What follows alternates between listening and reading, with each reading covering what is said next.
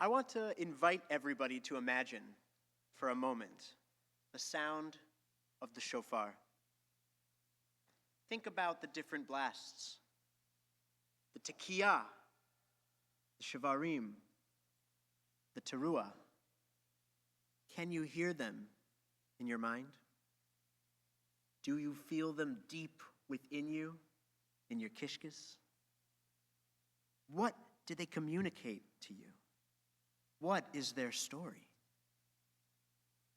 If we could translate the musical notes of the shofar into English, they would tell us a complex story of struggle, and each call would deliver it differently. The tekiah might speak to us with confidence.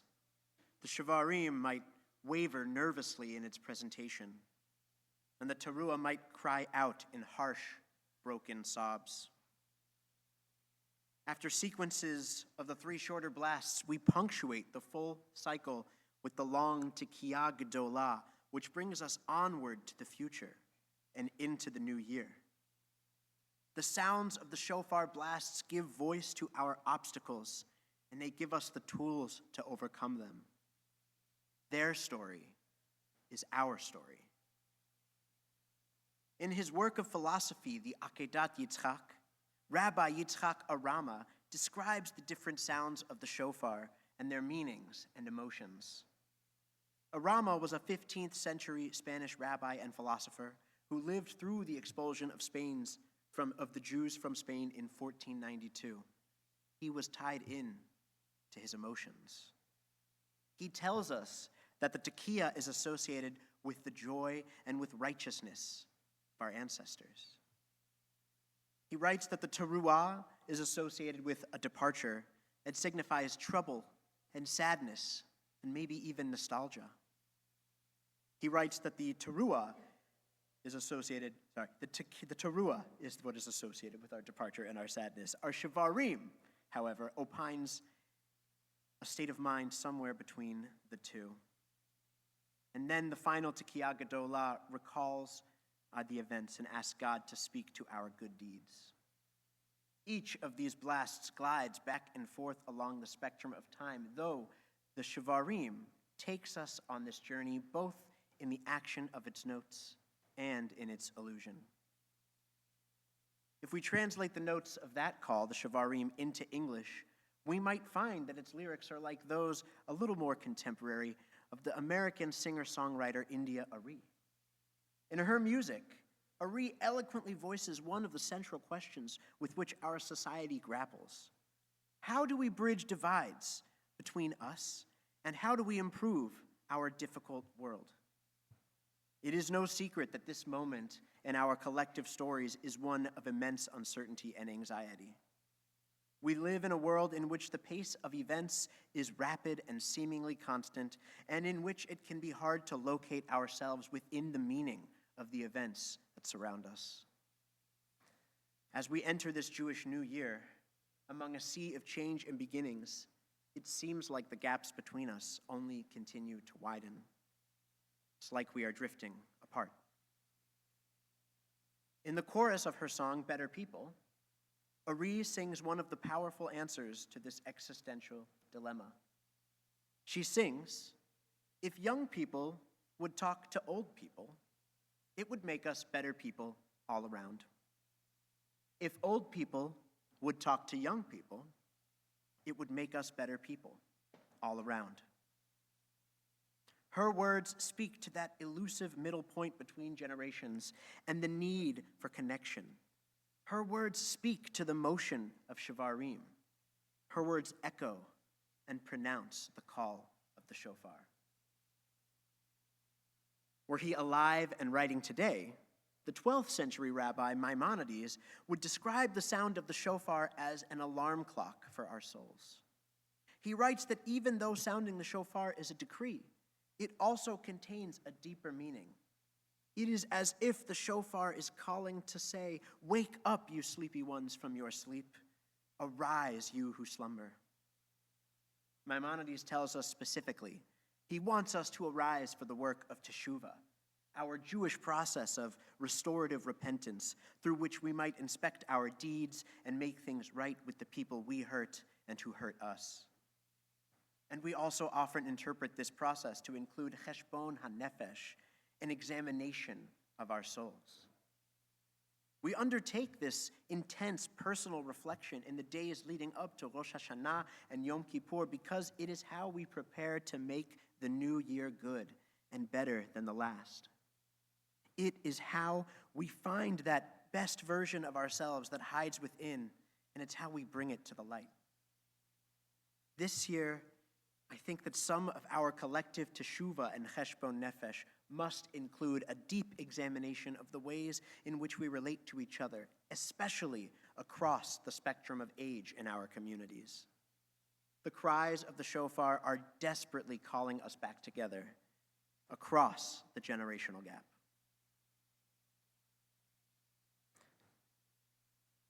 Fortunately, the secondary action we take with the shofar provides an answer to overcoming this distance. As Maimonides points out, making the sound of the shofar is a decree, but what he does not mention in this section is that there is also an obligation to hear the shofar. We are meant to hear the sounds it makes. We are meant to note their emotional valence. And just as we must listen to the ancient sounds of the shofar, we learn that we must listen to the not-so-ancient sounds of our elders, and that the elders must listen to the crescendoing sounds of the younger. If we engage in good conversation with each other, if we listen with open minds and understanding hearts, we will gain new respect for the lives and experiences we have each lived. We will hear each other's emotions, and we will learn more about and from each other, and we will grow. We must let the old technology of the shofar guide us in this pursuit. It is worthy. And I know this because I have been fortunate to live it. A number of years ago, but not so many, but still a lot, when I was in 8th grade, my grandfather, Papi, Zichrono Livracha, gave me one of his cameras. It was an old but functional Mamiya Secor 500 TL from the 1960s. He gave me some rolls of 35 millimeter film, and he taught me how to load it into the back of the camera carefully so that I wouldn't expose any of the frames. He showed me how to change the lenses and how to attach a flash bulb, and I learned how to check the light meter and how to manually zoom and focus. When he first gave it to me, I was a little disappointed. It was old technology. But in the time it took me to learn the camera, shoot a roll of film, and wait for it to become developed, I fell in love with it. That camera became one of my prized possessions, and it still is. In sharing his camera with me, Papi literally shared his point of view. And still, when I look through the lens of my 500 TL, I can see things differently. I can think about the world through someone else's framework.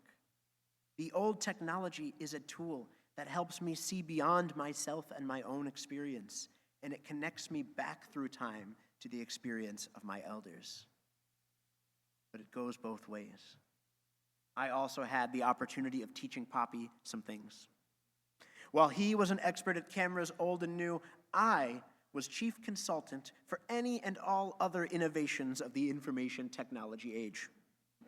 Whenever I was at his and Nanny's house, we would carve out some time during which I'd sit with him in his office and troubleshoot whatever computer and internet issues had come up between visits.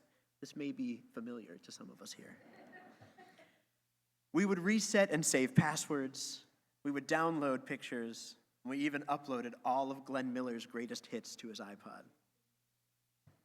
I listened to it on vinyl. Sometimes, when we worked on his computer, we would get distracted by the chain emails he received from his friends with whom he kept in touch from all the way back in his childhood in 1930s Brooklyn. It was a mutually enlightening experience. I learned some excellent jokes from a different comedic era, and Papi learned how to forward and copy people on these emails so that he could continue to spread the word. We shared an enriching and loving intergenerational relationship, and it provided me with knowledge and insight upon which I still draw, despite the fact that my grandparents were my current age 60 years ago. The world in which we now live is different from any world in which they ever lived, but I consistently find that the fundamental lessons they taught me about kindness, about family, and about taking pride in my Jewish and American identities still apply. I think about them and I think about their lessons every day. See, for my grandparents and me, the generation gap was not a challenging or limiting factor, but rather something that enhanced our mutual and special impact that we had on each other. The more we heard each other, the more our bond and we ourselves grew. And even though I'm quite sure my grandparents never listened to music by India Arie, they listened and they heard me. And I continue to hear their voices, and I still listen to them. Fortunately, my experience was not unique, nor is it impossible for us to replicate in ways that apply in our own lives, even in our own community.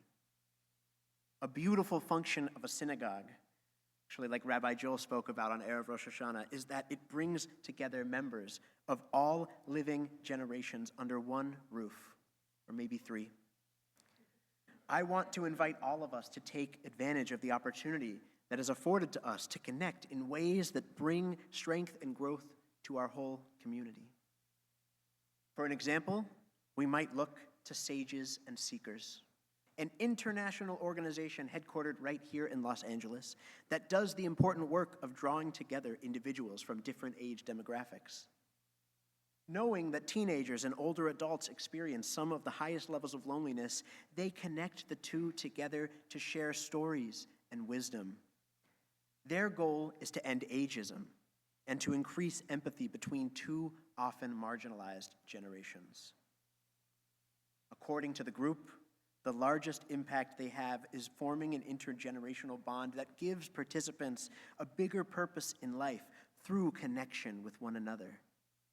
The teens, the seekers, they listen to the sages' stories and they learn from their challenges and triumphs.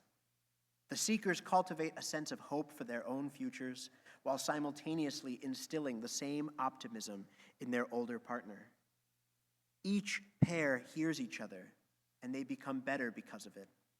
It's like they become shofars to each other, calling together the past and the future. Here, we have the tools and we have the people to make these same kinds of connections. And we do not have to wait to start. Today, I want to invite you at our luncheon or on Sunday at Tashlich or any Shabbat of the year on at least one of our campuses. Go out of your way. Greet somebody else from a different generation. It doesn't have to be weird. Sometimes a simple Shana Tova and a self-introduction is the perfect way to start. But we do have to start. And with practice, we will amplify the sounds of the shofar, and we will amplify each other. Today, as we move into our shofar service, I want us all to listen closely to what the notes tell us. When the blasts ring out loud, no longer confined to our imaginations, we must listen for the joy of the tekiyah, the sadness of the teruah, and the balancing act of the broken shivarim. Let us take the inspiration of the sounds with us as we move out of our service and into the 10 days of awe.